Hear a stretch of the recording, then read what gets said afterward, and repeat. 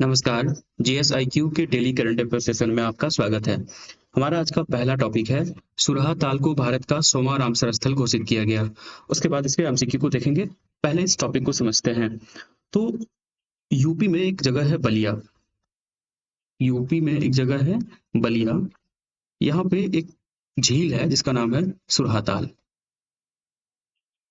सुरहा ताल ये एक प्राकृतिक झील और वेटलैंड है। ये एक प्राकृतिक झील प्लस वेटलैंड है। ठीक है। वेटलैंड मतलब क्या होता है? आर्द्र भूमि। ठीक है। तो इस सुरहा ताल को अभी भारत का 100वां रामसर स्थल घोषित किया गया है। 100वां रामसर स्थल घोषित किया गया है। ये इसलिए चर्चा में है। सुरहा ताल को एक और नाम से जाना जाता है, जयप्रकाश नारायण पक्षी विहार के नाम से। जयप्रकाश नारायण पक्षी विहार के नाम से भी इन्हें जाना जाता है। अभी इसे भारत का 100वां रामसर स्थल घोषित किया गया है। ये इंपॉर्टेंट है। ठीक है। समझते हैं इस चीज को। रामसर स्थल क्या होता है? तो रामसर स्थल एक अंतरराष्ट्रीय महत्व की, रामसर स्थल जो होता है अंतरराष्ट्रीय महत्व की वेटलैंड्स होती है। अंतरराष्ट्रीय महत्व की वेटलैंड्स होती है। इन्हें रामसर कन्वेंशन,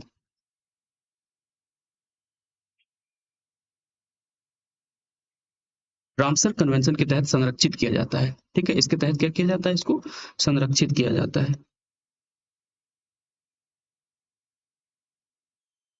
क्या है रामसर कन्वेंशन? पहली बात, सुरहा ताल को भारत का 100वां रामसर स्थल घोषित किया गया है। रामसर स्थल क्या होता है? तो ये एक अंतरराष्ट्रीय महत्व की वेटलैंड्स होती है जिन्हें रामसर कन्वेंशन के तहत संरक्षित किया जाता है। रामसर कन्वेंशन क्या है?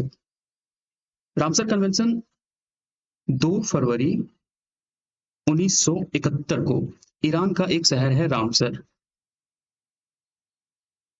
ठीक है। ईरान का एक शहर है रामसर। यहाँ पे एक समझौता का आयोजन हुआ था। ठीक है। एक सम्मेलन या कन्वेंशन का आयोजन हुआ था जिसमें तालाबों, झीलों और दलदलों को बचाने के लिए एक समझौता हुआ था। 2 फरवरी 1971 को ईरान के रामसर में क्या हुआ था? दुनिया भर की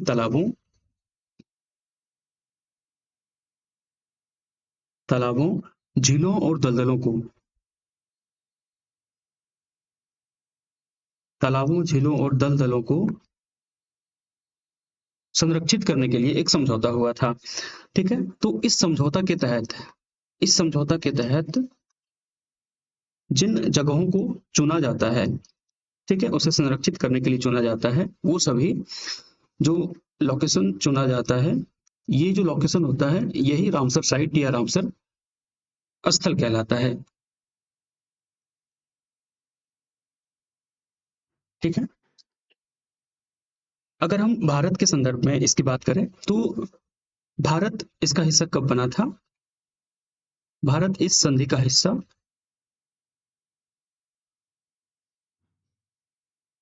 भारत इस संधि का हिस्सा 1 फरवरी 1982 को बना था। ठीक है। जो रामसर कन्वेंशन है इसकी शुरुआत हुई थी 2 फरवरी 1971 से और भारत इसका हिस्सा बना था 1 फरवरी 1982 को। वर्तमान में भारत के पास टोटल 100 रामसर साइट हैं। ठीक है। अभी इंडिया के पास टोटल 100 रामसर साइट हैं।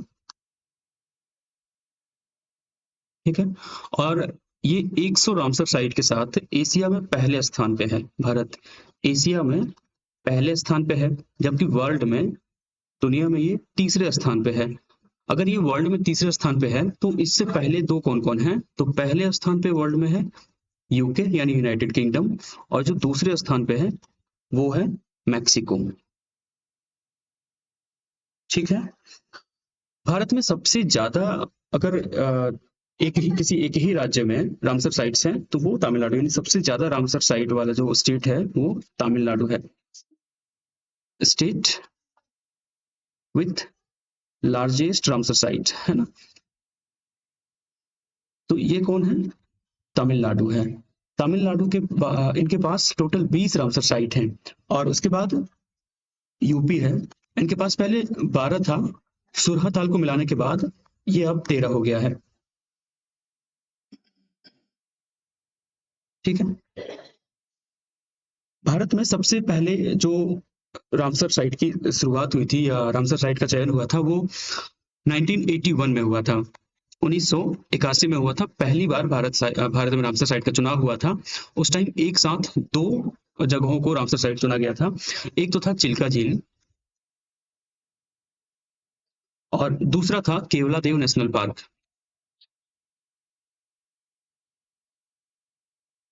Keoladeo national park. तो 1981 में भारत में रामसर साइट के चुनाव की शुरुआत होती है और पहली बार में दो लोकेशंस को रामसर साइट चुना जाता है, एक चिल्का झील और दूसरा केवलादेव नेशनल पार्क। चिल्का झील उड़ीसा में है और Keoladeo national park Keoladeo national park Rajasthan में है।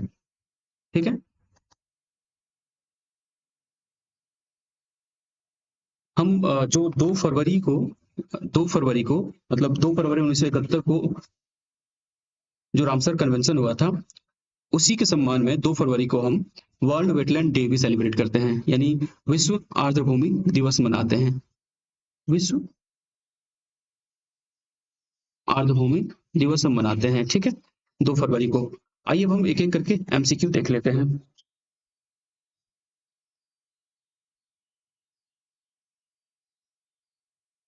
हमारा पहला एमसीक्यू है, रामसर कन्वेंशन वैश्विक स्तर पर किसके संरक्षण से संबंधित है? तो रामसर कन्वेंशन क्या ये बाघ और वन्यजीवों के संरक्षण के लिए है?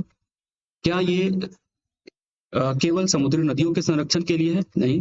तो फिर ये किसके संरक्षण के लिए है? ये वेटलैंड्स के संरक्षण के लिए है, यानी आर्द्रभूमि के लिए संरक्षण के लिए है। ऑप्शन सी इसका सही आंसर है। अगला क्वेश्चन है, भारत में वर्तमान में सुरहा ताल के शामिल होने के बाद कुल कितने रामसर स्थल हैं और सर्वाधिक स्थल किस राज्य में है? ठीक है, तो आपको पता है हमारे पास अभी जो टोटल रामसर साइट्स हैं वो 100 हैं और सर्वाधिक किसके पास है? तमिलनाडु के पास है। तो ऑप्शन ए स्थल 80, टोटल क्या 80 है? नहीं, टोटल 100 है, ये नहीं होगा। ऑप्शन बी टोटल 100 है, बिल्कुल 100 है और सबसे ज्यादा किसके पास है? तमिलनाडु के पास, यानी ऑप्शन बी इसका सही आंसर होगा। हमारा अगला टॉपिक क्या है? नीलकंठ मिश्रा को विश्व बैंक मुख्यालय में भारत का कार्यकारी निदेशक चुना गया। ठीक है, तो अभी इनको कहाँ के लिए चुना गया है? विश्व बैंक मुख्यालय के लिए, यानी जो वर्ल्ड बैंक है उसके हेडक्वार्टर के लिए इन्हें कार्यकारी निदेशक चुना गया है। ठीक है, नीलकंठ मिश्रा को। इस टॉपिक को समझते हैं। जो नीलकंठ मिश्रा है इनका कार्यकाल 3 साल का होगा। कार्यकाल कितने दिन का होगा इसका? कार्यकाल 3 साल का होगा। इन्होंने रिप्लेस किनको किया है, यानी इससे पहले कौन थे वहां पे? तो परमेश्वरन अय्यर थे। परमेश्वरन अय्यर, इन्होंने परमेश्वरन अय्यर को रिप्लेस किया है। भारत जो नीलकंठ मिश्रा है ये इंडिया के साथ साथ बांग्लादेश, भूटान और श्रीलंका का भी विश्व बैंक में ये नेतृत्व करेंगे। ठीक है, समझते हैं। इनका कार्यकाल 3 साल का होगा। इन्होंने परमेश्वरन अय्यर को रिप्लेस किया है और ये भारत के साथ साथ बांग्लादेश, भूटान और श्रीलंका को भी रिप्रेजेंट करेंगे। ठीक है। वर्ल्ड बैंक की अगर हम बात करें, वर्ल्ड बैंक, तो इसकी स्थापना 1944 में हुई थी ब्रेटन वुड्स कन्वेंशन के तहत। ठीक है, स्थापना कब हुई थी? 1944 में ब्रेटन वुड्स कन्वेंशन के तहत। तब इसका नाम था IBRD। IBRD इसका मतलब होता है international bank for reconstruction and development. जब इसकी स्थापना हुई तब इसका नाम क्या था? International bank for reconstruction and development.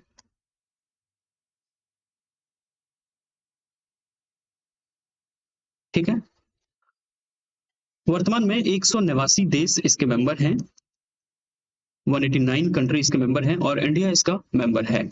Bharat इसका मेंबर है। ठीक है, इसका हेडक्वार्टर कहाँ पे है? तो इसका हेडक्वार्टर है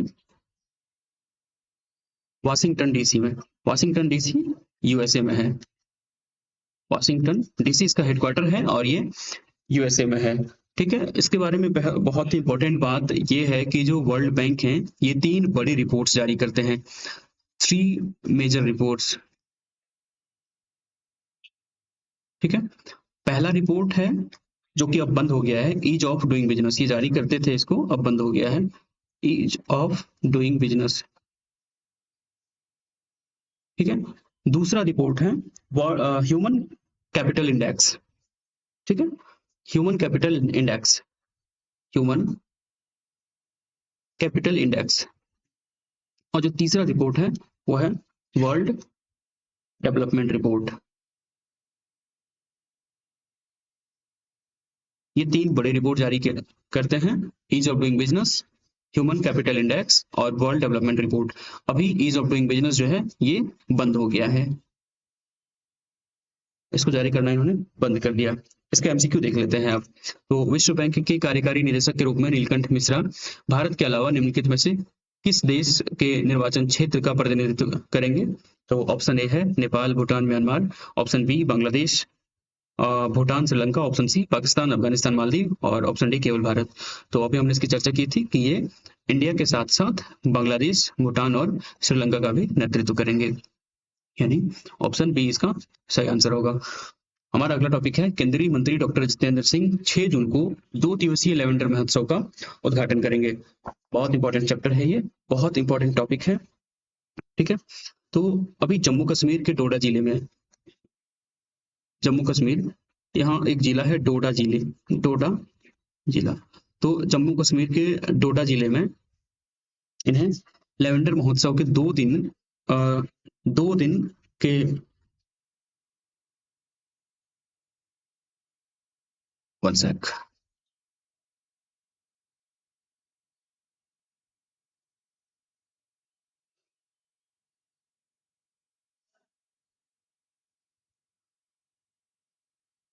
जम्मू कश्मीर का एक जिला है डोडा जिला।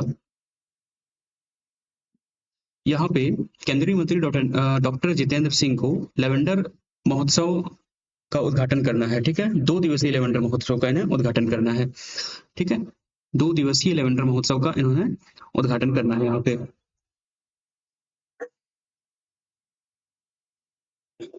ठीक है, ये जो लेवेंडर महोत्सव है इसका चौथा संस्करण है ये, मतलब इससे पहले भी 3 बार ये हो चुका है, इसका चौथा संस्करण। ठीक है, लेवेंडर महोत्सव इस बार का जो मनाया जा रहा है इसका थीम क्या है? तो इसका थीम है lavender goes global, lavender goes global इसका थीम है, इस बार का जो महोत्सव मनाया जा रहा है। हम लेवेंडर महोत्सव क्यों मनाया जाता है हमारे यहाँ, इसकी शुरुआत क्यों हुई थी? तो इसकी शुरुआत हुई थी कि जो भारत में बैंगनी क्रांति हुई थी, बैंगनी क्रांति यानी पर्पल रिवॉल्यूशन, उसकी सफलता का जश्न मनाने के लिए। और दूसरा कारण क्या है? पहला बैंगनी क्रांति की सफलता का जश्न मनाने के लिए, और दूसरा लेवेंडर की खेती को प्रमोट करने के लिए, लेवेंडर की खेती को प्रमोट करने के लिए। ठीक है, अच्छा, लेवेंडर की खेती को प्रमोट करने से क्या होगा? तो जो लेवेंडर के किसान हैं उन्हें ग्लोबल मार्केट तक पहुंचाया जा सकेगा, बड़ा मार्केट मिलेगा उन्हें, उन्हें ग्लोबल मार्केट मिलेगा, बड़ा मार्केट मिलेगा और उनका जो आय है वो बढ़ेगा।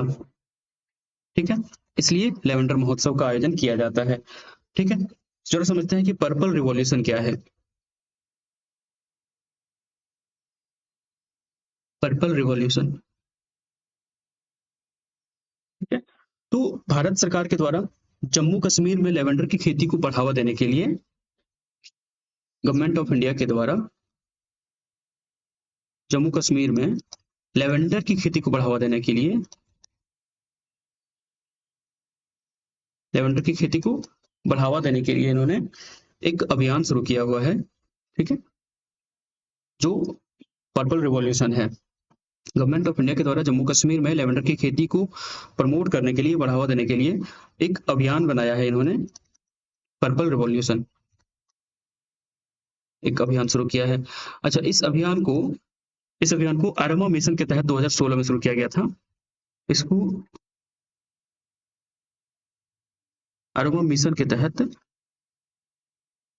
2016 में शुरू किया गया था। किसने शुरू किया था इसे? तो केंद्रीय विज्ञान और प्रौद्योगिकी मंत्रालय के द्वारा,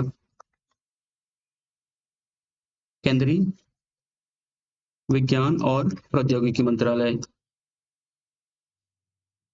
इसके द्वारा इसकी शुरुआत की गई थी। ठीक है। जम्मू कश्मीर का जो डोडा जिला है, ये जो डोडा जिला है, ये भारत की लेवेंडर राजधानी के रूप में जानी जाती है। भारत की लेवेंडर राजधानी के रूप में जानी जाती है। ठीक है। और लेवेंडर क्या है? तो लेवेंडर एक फसल है, एक क्रॉप्स है, ठीक है, जिसकी खेती की जाती है और इसके फूलों से, यहाँ पे समझते हैं, जो लेवेंडर है उसके फूलों से तेल निकाला जाता है, फूलों से तेल निकाला जाता है और ये जो तेल होता है बड़ा ही सुगंधित तेल होता है। ठीक है। सुगंधित तेल होता है। इसका यूज जो है इत्र बनाने में, साबुन में, दवाओं में और कॉस्मेटिक में, दवाओं में और कॉस्मेटिक में किया जाता है। तो अभी जो लेवेंडर महोत्सव है, वहाँ की जो पारंपरिक खेती थी किसानों की, मक्का की खेती, उससे रिप्लेस करके लेवेंडर की खेती को प्रमोट किया जा रहा है।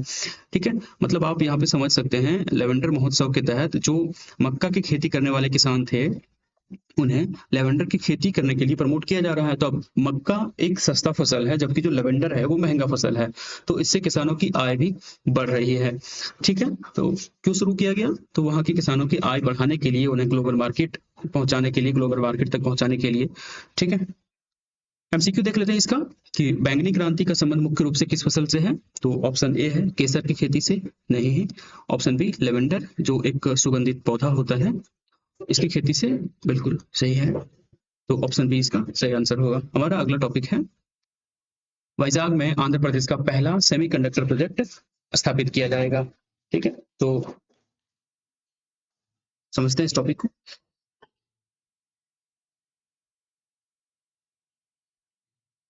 India semiconductor mission, ISM, India semiconductor mission, इसको कहते हैं इंडिया सेमीकंडक्टर मिशन। इस मिशन के तहत आंध्र प्रदेश का आंध्र प्रदेश का पहला आंध्र प्रदेश का पहला सेमीकंडक्टर प्रोजेक्ट, ये कहाँ पे शुरू किया जाना है? तो ये आंध्र प्रदेश के वाइजाग में, हम जिसे विशाखापट्टनम के नाम से जानते हैं, विशाखापट्टनम, इसी को वाइजाग भी कहते हैं। ठीक है। इसी को हम वाइजाग भी कहते हैं। तो यहीं पे आंध्र प्रदेश का पहला जो सेमीकंडक्टर प्रोजेक्ट है वो लगाया जाना है। ठीक है। तो ये जो सेमीकंडक्टर प्रोजेक्ट है, इसका नाम क्या है?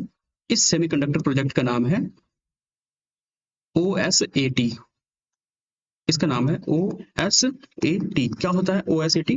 इसका मतलब होता है आउटसोर्स्ड आउटसोर्स्ड सेमीकंडक्टर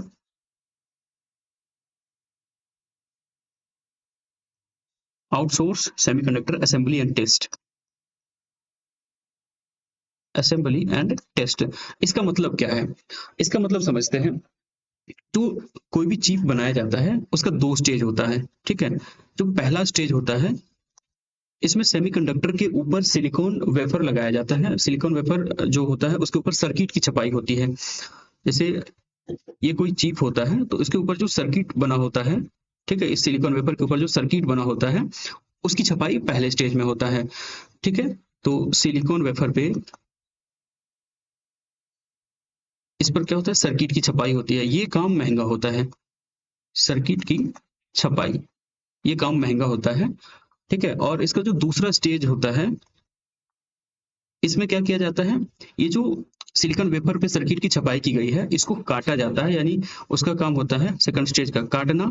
और क्या होता है? उसकी पैकेजिंग करना, उसको पैक करना और इस चिप को टेस्ट करना। तो भारत में अभी सिलिकॉन वेफर सर्किट की छपाई का प्रोजेक्ट लागू नहीं है, बल्कि इसके सेकंड स्टेज वाला, इसे काटने, पैकेजिंग करने और टेस्ट करने वाला सेटअप किया जाना है। ये आंध्र प्रदेश के वाइजैग में अभी लगाना है। ठीक है। और इस प्रोजेक्ट का नाम क्या था? OSAT था। ठीक है। इस प्रोजेक्ट को लगाएगा कौन? ये भी तो बात है, इस प्रोजेक्ट को लगाएगा कौन? तो एक कंपनी है जिसका नाम है ASIP। इसका मतलब होता है एडवांस सिस्टम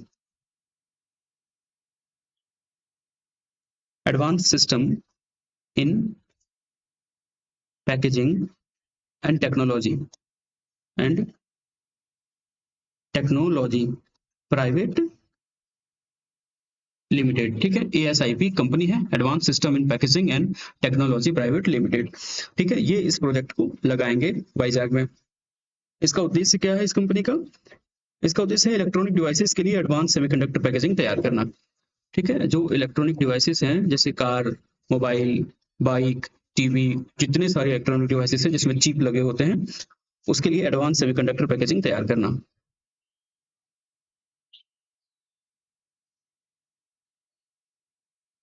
इसके लिए क्या करना? एडवांस सेमीकंडक्टर पैकेजिंग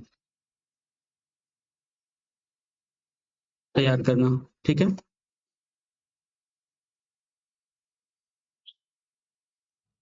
आइए इसका एमसीक्यू देख लेते हैं। तो एमसीक्यू, हाल ही में वाइजाग में स्वीकृत परियोजना किस क्षेत्र से संबंधित है? रक्षा उत्पादन से? नहीं। सेमीकंडक्टर निर्माण से? बिल्कुल, ऑप्शन बी, ये सेमीकंडक्टर निर्माण क्षेत्र से जुड़ा हुआ है।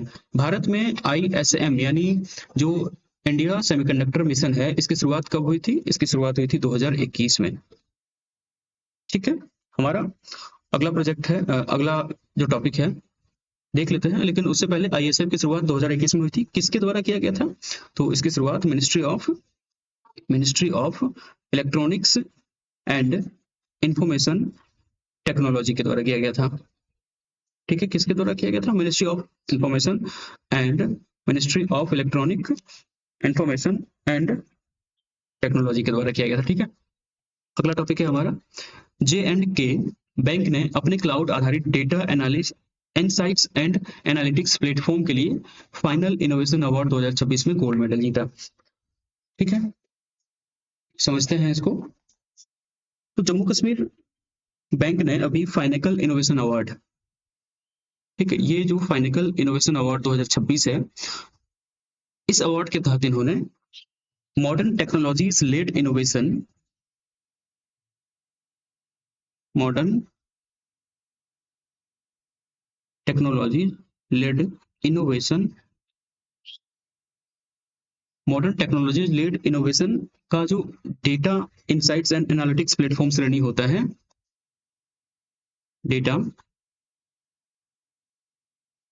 Analytics, data insights and analytics platform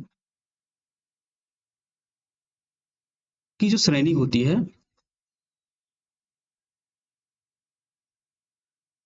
इसी श्रेणी में इन्होंने अभी गोल्ड मेडल जीता है। जम्मू कश्मीर बैंक ने फाइनल इनोवेशन अवार्ड 2026 का जो modern technology led innovation data insights and analytics platform की श्रेणी होता है, उसमें इन्होंने गोल्ड मेडल जीता है अभी। ठीक है, यह पुरस्कार बैंक के जो क्लाउड आधारित data insight and analytics platform होता है, यहाँ पे मेंशन किया हुआ है, जो क्लाउड आधारित data insights and analytics platform होता है, इसके लिए ये अवार्ड दिया जाता है। फाइनल इनोवेशन अवार्ड जो है, इसे ये फाइनेकल होगा, फाइनेकल इनोवेशन अवार्ड जो है ये क्लाउड आधारित data insight and analytics platform के लिए दिया जाता है। ठीक है, ये पुरस्कार जो अभी दिया जाना है, इसका आयोजन किसने किया है? तो इसका जो आयोजन है अभी मुंबई में इन्फोसिस फाइनेकल द्वारा करवाया गया है। इन्फोसिस फाइनेकल द्वारा करवाया गया है। ठीक है, फाइनेकल क्या होता है? फाइनेकल ये भी समझ लेते हैं। फाइनेकल एक कोर बैंकिंग सॉल्यूशन होता है, कोर बैंकिंग सॉल्यूशन होता है, और दुनिया भर के बैंक इसे डिजिटल बैंकिंग के लिए यूज करते हैं। ठीक है, किस लिए इसे यूज करते हैं? डिजिटल बैंकिंग के लिए इसे यूज करते हैं दुनिया भर के बैंक। ठीक है, जे एंड के बैंक की अगर बात करें तो जे एंड के बैंक, इसकी स्थापना कब हुई थी? इसकी स्थापना 1938 में हुई थी, और इसका मुख्यालय कहाँ पे? श्रीनगर में। ठीक है, हमारा अगला टॉपिक है केंद्रीय मंत्री ज्योतिरादित्य सिंधिया और असम के मुख्यमंत्री हेमंत विश्व शर्मा ने मिलकर मिशन स्नेह जोड़ी की शुरुआत की। ये इंपॉर्टेंट है, मिशन स्नेह जोड़ी।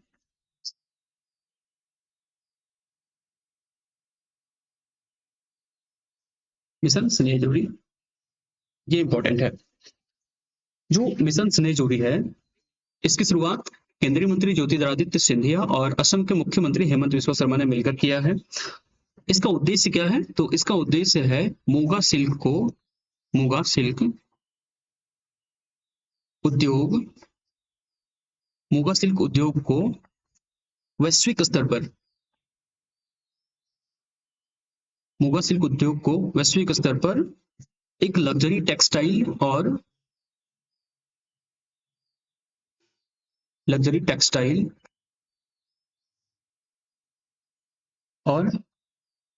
ब्रांड के रूप में विकसित करना।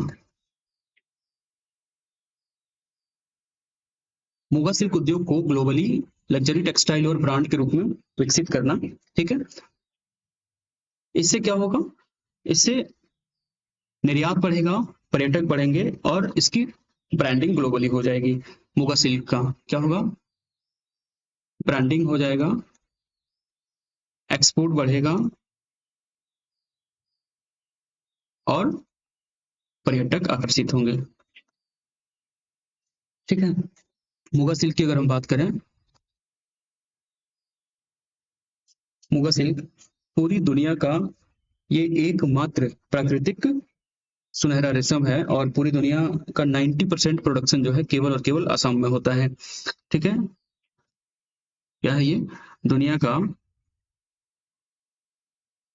एकमात्र प्राकृतिक सुनहरा रेशम।